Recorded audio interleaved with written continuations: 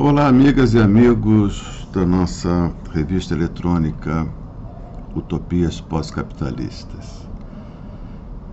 Esse vídeo é para tratar desse assunto muito inquietante, delicado, né?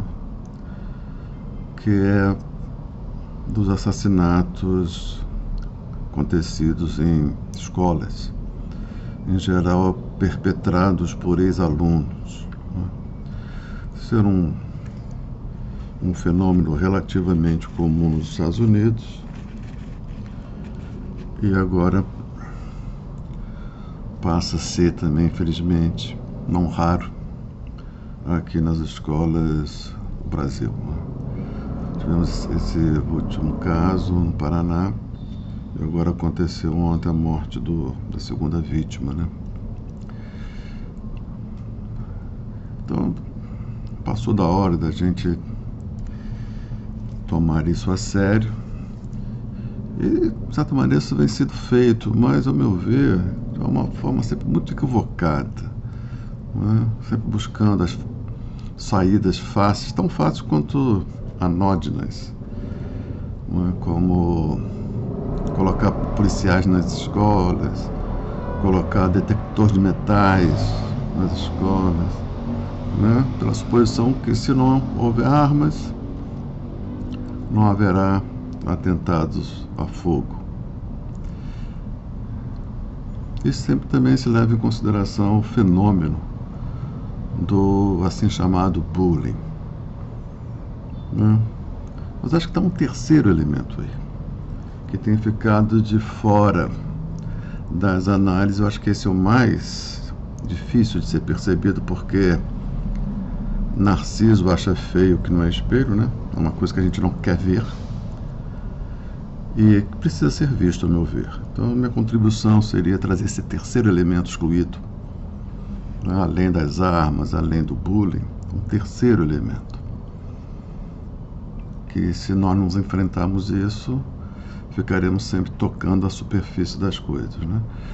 Então não podemos tomar assim como, digamos assim, a lá Weber, o tipo ideal desse tipo de fenômeno, aquele que reúne em si a quantidade maior de elementos que estejam presentes nos outros eventos desse mesmo tipo. Então vou tomar assim como tipo ideal dessa tragédia, o acontecimento lá, a tragédia da Columbine.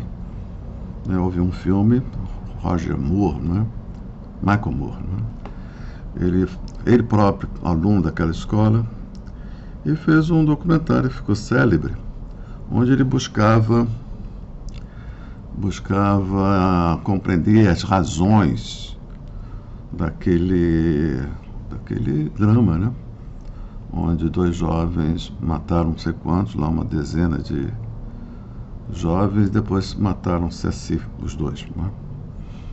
E a tese que ele tentou comprovar no documentário era da presença das armas, as armas como o principal responsável, a causa cujo efeito era os assassinatos.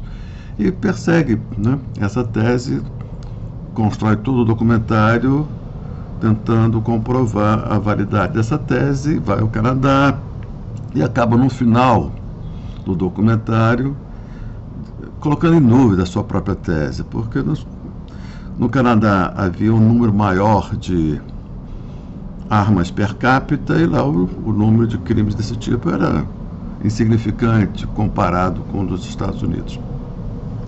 E ele vai encerrando, caminhando para o final do documentário sem encontrar resposta, porque ele está tão imerso naquela cultura que ele sequer viu a resposta que já estava dada desde o início. E no finalzinho do documentário, se eu me lembro, ele entrevistando um também aluno da escola contemporânea dos acontecimentos, se me lembro, uma lanchonete assim numa beira calçada, muito barulho de automóveis, confundindo um pouco. Isso tudo é muito simbólico naquela cena.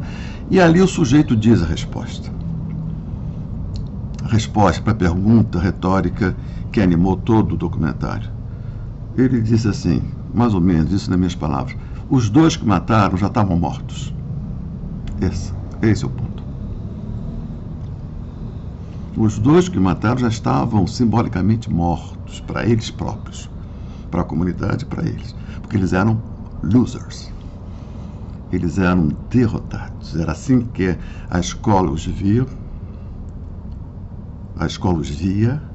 e era assim que eles se sentiam, porque o olhar do outro determinava a própria subjetividade deles. Eles eram mortos-vivos.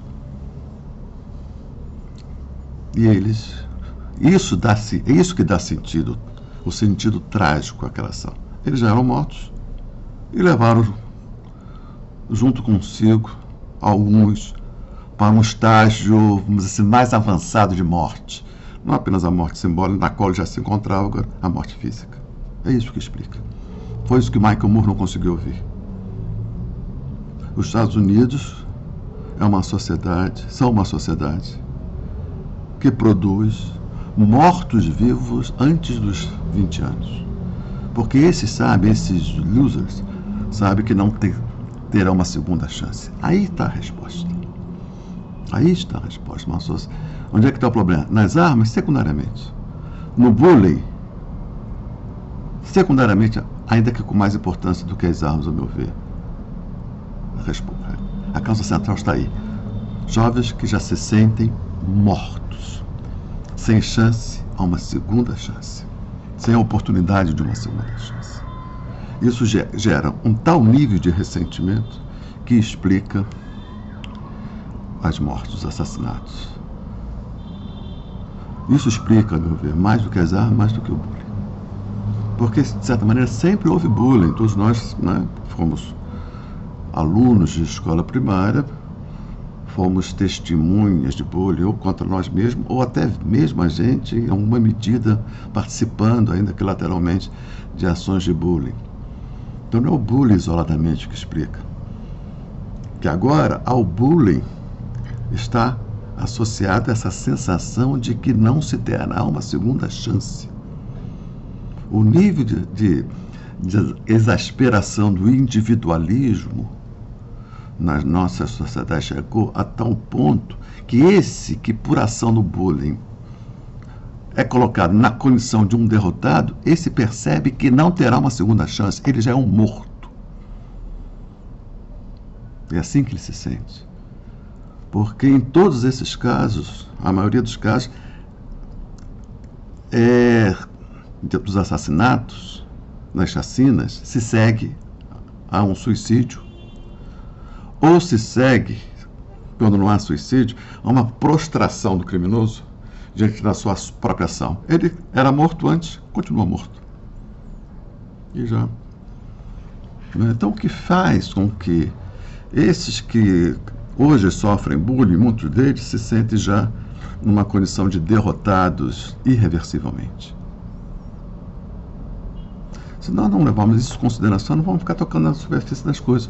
Claro que ações para se fazer, as políticas públicas de melhor controle das armas, não dá para colocar um policial em cada escola, isso acho que não é nem possível, nem desejável. É possível se fazer, deve-se fazer imediatamente políticas de controle, de contenção das ações de bullying. É possível ser feito. Isso, a meu ver, se nós introjetarmos uma cultura anti-bullying, isso, ao meu ver, já vai ter efeitos imediatos, sobretudo, ao meu ver, podemos esperar reduções significativas no número desse tipo de casos. Mas precisamos responder o que faz com que jovens, alguns deles já se sintam irrevogavelmente derrotados, sem direito a uma segunda chance. Situação essa que gera um ressentimento, um rancor, que só encontra, muitas das vezes, expressão em atos de vingança como essa que a gente tem visto, né? Então precisamos olhar isso, ter coragem de olhar para esse aspecto, né?